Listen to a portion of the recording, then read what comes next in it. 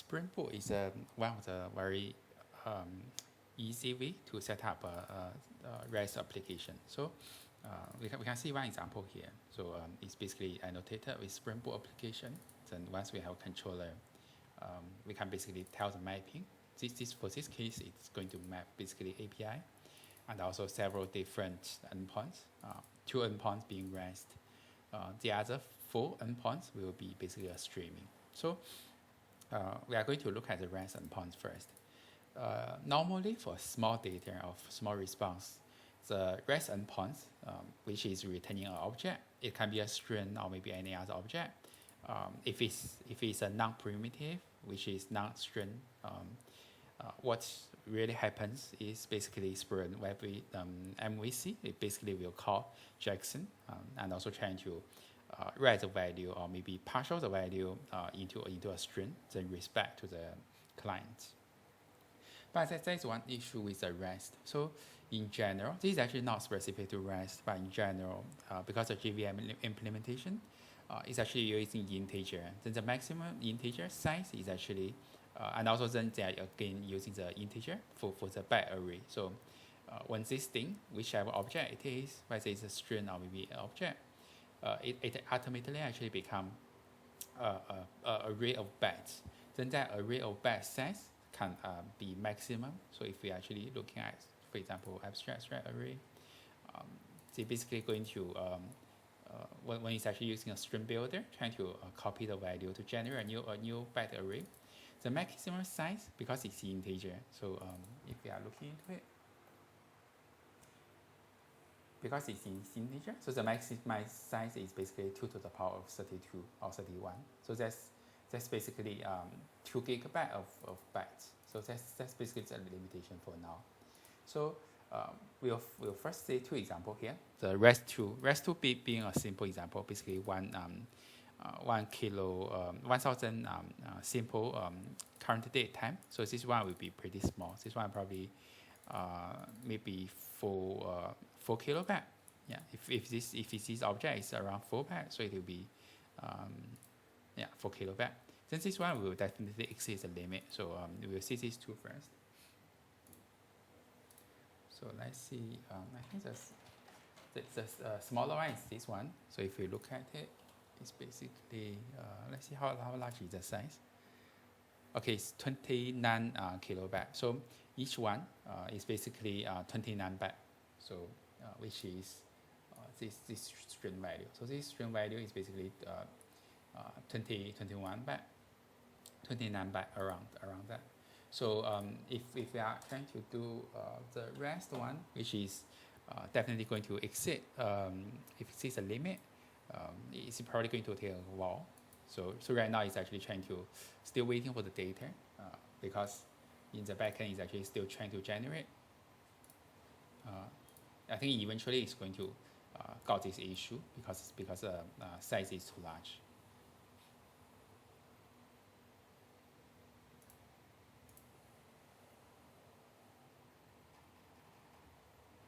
So it's still loading, still waiting for the data.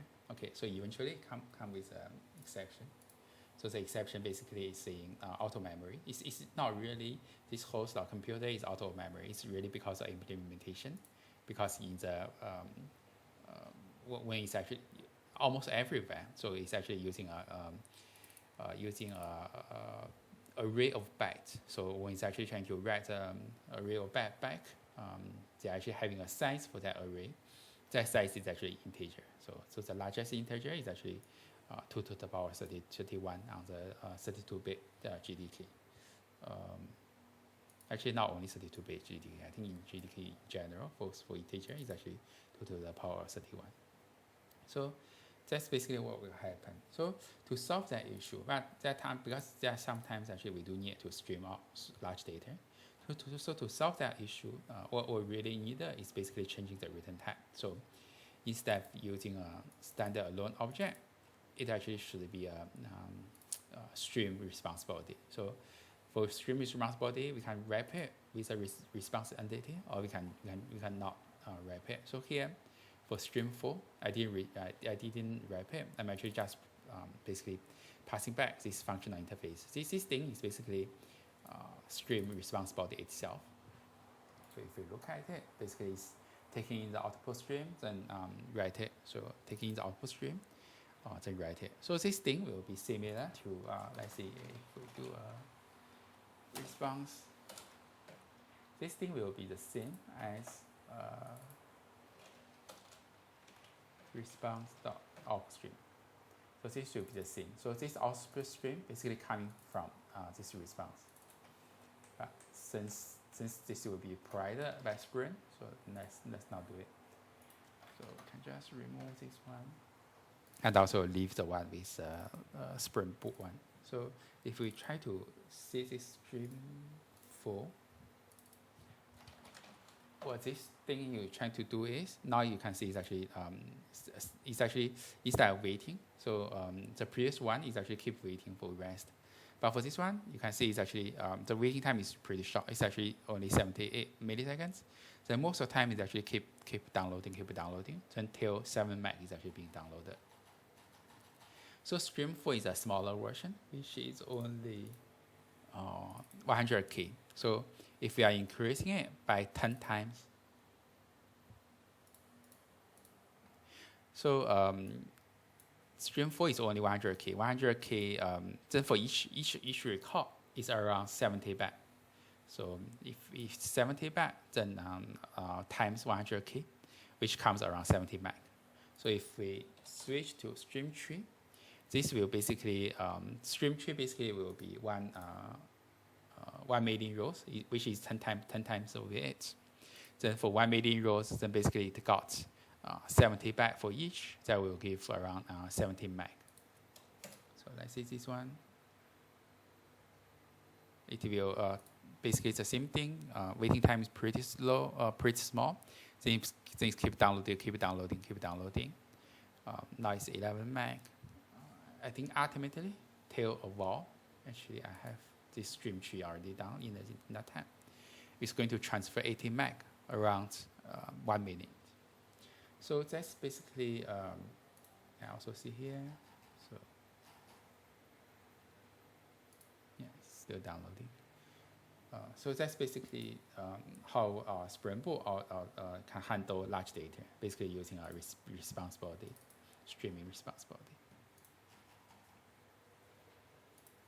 Then yeah, for this code I'm going to put to the GitHub, but it's nothing complex. Basically a Spring Boot application. So one thing is a REST controller. So a REST controller basically map it. So on the API basically got these endpoints.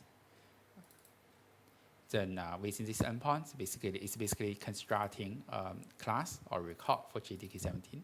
So it's basically streaming back this list of employees. So Stream 4 is 100,000 employee. Then Stream 3 is basically 1 million of employee. Let's see why it finished. Okay, so the new one also finished. So this is actually old tab. This is actually the new tab. So both actually streaming 80 meg. Then yeah, take around. It's actually should be more than that. Okay, this one is 21 seconds. The previous one is actually much slower. It's 58 seconds. Cool. I think that's probably it.